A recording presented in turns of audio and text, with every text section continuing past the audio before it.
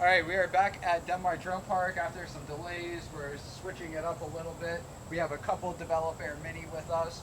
One is about to head out with Gerardo, who's on his way before he leaves us for a little while. And then we have another Developer Mini that just made its way back. We can test out this collision avoidance, or this Developer Mini built out with the collision avoidance sensors, also using the new updates to the iVue RC app with a object detection UI. And then we have this Developer Mini that we just got back from a reseller up in North Carolina. Make sure it's still operating as it should when we dropped it off with them or delivered it to them. Let's get to it. All right, we got a green flashing light on our radio unit. You just open up the iVue RoboControl app there, hit add a drone, connect to drone. And in this case, since we're actually plugged in via USB, you're going to select the STM32 option. And so now you can see we have connection to 5 satellites. We have basically 100% battery, even though that's not actually the case. A fully charged battery is like 16.8 volts, even though it might show closer to 16.4. So we did bring extra batteries, but this should be enough at least to get off the ground. So this is your throttle. It should, and if it's all working correctly, just hover in place if you're not giving it any input. Now it is going to be fairly sensitive, so like you're never going to want to like go all the way up, all the way over in any one direction, just very kind of minimal movements, right? And then once you start getting more comfortable with it, then you could start moving it faster. But you'll also notice that you have to account for the orientation, right? So if you rotate it with this left stick, which if you move it to the left or right, you'll rotate it. If you go up or down, you'll actually move it up or down, controlling the altitude. And this is all your what's called translational movement. So forward, backwards, left, and right. But if you rotate it and then now all of a sudden you're giving it forward input, it's going to go forward in that new direction it's facing, right? So it looks like we're actually good to take off. I am just going to make sure the controller is activated here. And of course the gamepad is not responding. See if you can pull up like the sort of gamepad. What's happening? Here, I can just do QGroundControl. No. Hold on, no, let's just try QGroundControl. See if there's a control issue. It might be like the web. And did we lose connection? This is what happens when we call it very soft. He's wanting to fix a bug. I think it might be the controller. So yeah, it's detected here in QGroundControl. We are connected again, hit connect. All right. And let's go ahead and fly, take off.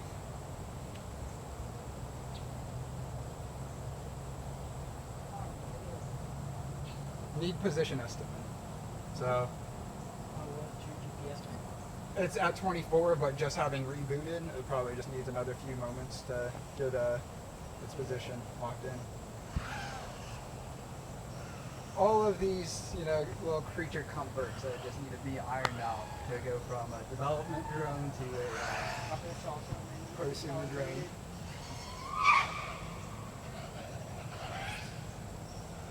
All right, I think we might be good at using GPS now. Let's try. Trying again, Brian? There we go.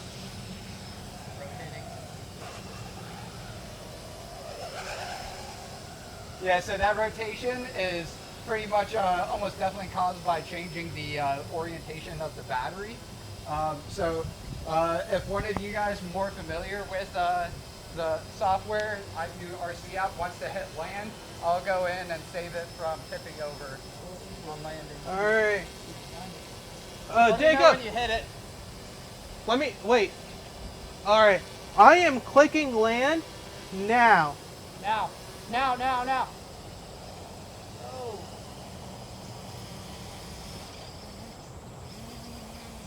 Good catch. Disarm. Hit land and then disarm. Disarm was denied. Land and disarm. Retry that. Land again. And if you can't do it there, in Q ground control. Emergency stop. Nice. Yeah, we had to emergency stop it. How did the prop system bust off? When they stop, then I think they switch directions a little bit, and so then emergency stop. yeah. Wow, that puts the props off. Yeah. Holy shit. So it is a forced disarm. Typically, there are certain There's an steps. actual emergency stop function, but that's Yeah. not what our emergency. Yeah, that just stop forces actually a disarm. Yeah. Okay. Well, that worked. Because an emergency stop won't actually disarm it. So let's say like you're about to hit something and you just need to stop the motors immediately, but then can recover before you hit the ground. That's where you would actually want to use an emergency stop instead of forced disarm, Gotcha. or using it as an emergency So stop. just for everybody, because that wasn't the best demo. demo. Yeah. Land disarm obviously doesn't work when it's doing that. Emergency stop's the only way to get it done. Good thing we now have emergency stop built in. Forced disarm. Yeah. Yeah.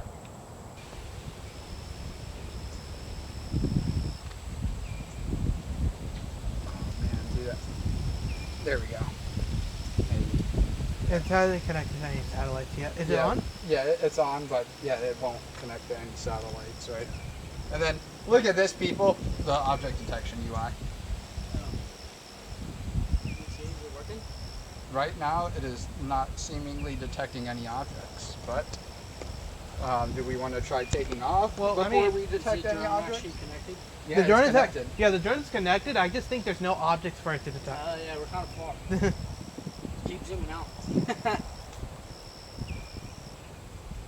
Oh, there you go. Look at that. On the left side? Yeah. Yours just was, you were just too far.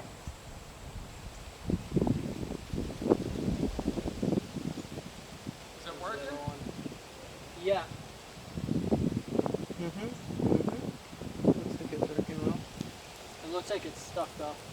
So, here's the thing. Maybe it's with the values, but there is a max number of feet it can like actually show. For instance, right here, first off, with the sensors itself, it can only go detect stuff from like such a far distance away. So I'm thinking that's 19.665 feet. And then even here, it's only going to show it up to 15.6 feet to make sure it doesn't like go outside the Oh, no, UI. I'm saying like the constant readout on the sensor. Yeah, I think it's because like he ran away from it, and therefore it detected him at 19.685 feet, and then afterwards it didn't detect anything else. Gotcha. So it's returning 685 again and again and Do again. you know which position is which? It's been so long. So. Yeah. This is your block. Any warnings? Compass not healthy. Surprised that it's saying that for With the You want to compass we calibrate it? we could see him here as well. Yeah, compass not healthy with pre-arm. You want to calibrate it? probably have to calibrate the compass. All right, let's use it. All right, I am. The compass calibration has started. Go ahead and pick it up and start moving it around. There we go. Look at that. Oh, that's cool. 20%.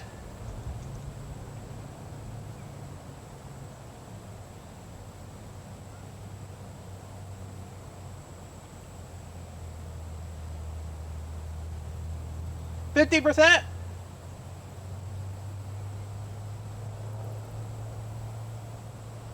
Easy.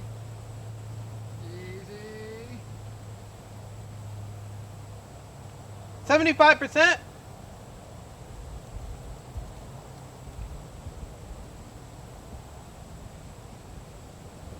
92%. Complete. All right, the calibration was successfully for compass number 2.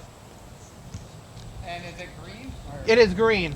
All right. Calibration status was a success. We're gonna finish the calibration here. I was about to listen for the boots, but Yeah. on the menu we don't have the boots. And satellites are still 0, so maybe it's taking. No No. GPS. Oh, Yeah, no GPS. Okay. Wait, so drone failed to reboot. Let me go ahead and reboot it manually. So let me go here. Let me go Manually means send to Jacob. no, it means Using the button. we have to just on click the screen button. Yeah. Oh. We also have a boot delay, so Oh, there we go. Yeah, it's rebooting. it's, Right, so we have a full connection here in QGroundControl, seemingly ready to fly. Let's see if we were to just try arming here in QGroundControl. shouldn't be a difference. Shut up. Let's go ahead and just use this. Just go ahead and calculate the gyros. Armed. Oh, there you go. Maybe it just needed a little bit more Disarm. time. Let's see. So let's go ahead. Like on boot. Yep. Connect. And look how nice and easy back in iVue. If you'll hold this, okay, please. Just be careful not to stop recording. Can we just click the arm button? Yeah, see if the controller runs. I just want to see if it's Oh, are you in altitude? Are you in loiter mode?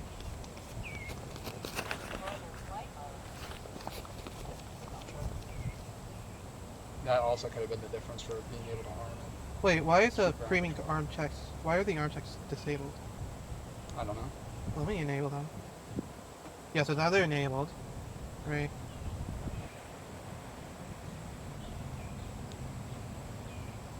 So That was so odd. What is it saying though? It says pre-armed. It's not even like giving me like a indication that it's trying to arm. yeah, so it's waiting for something. Let me permit. What is this like? There If we you go. did plan, pull up the menu. You can see if it's populating on the live. Scroll. How come there? No. You know what I'm talking about. Yeah. Sometimes it just doesn't pop up. Really? I've never had that. Yeah, that's something's glitchy. This is not good. We're not going to be connected, but At the very, very least, the collision avoidance sensors didn't work. Somewhat. Hey, that was the part I did.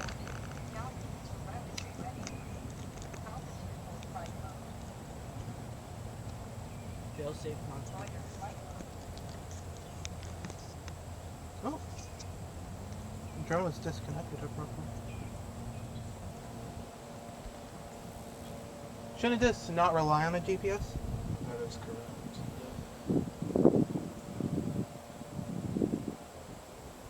When's the last time you've done this? Last time I think we went.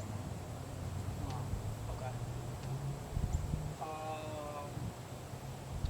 I was working on trying to get the other GPS connected to it. So there might be some lingering parameters from that. But it's weird that you got it to arm for a second. And QGroundControl. Yeah. And that was with altitude hold. But still. It's still like a GPS. Well, I thought You mind in, moving like this, all, Gerardo? I thought in all the ways that the flight test might go wrong today, not this way. Let's just Loiter flight mode.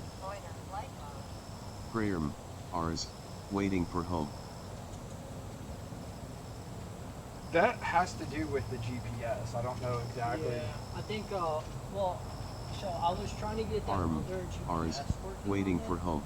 So I don't know Arm if those parameters are Rs. still lingering. Waiting for home. Got it. Yeah, that might Arm be the case. rangefinder 2. No data. Yeah. That's where it's working on it. Yeah. So, you have to double check what's on here.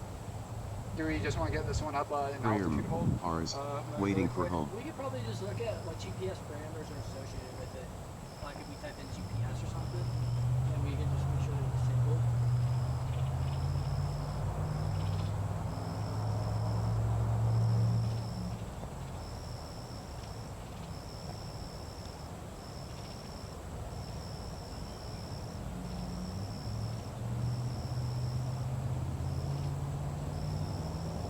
Prayer Rs. Waiting for home.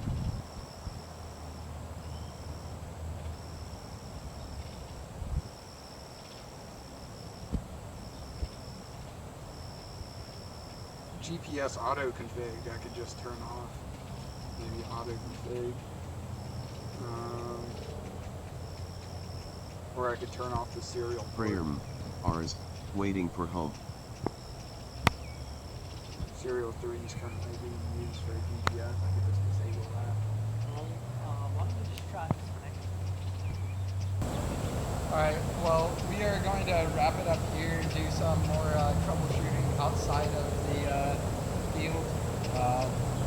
Probably won't see Gerardo for a little while, but you'll, I think, keep doing testing with this one, and then we'll be back out here doing some more iVue RC app testing, and then testing out some of the other development models. So stay tuned. Thanks for watching.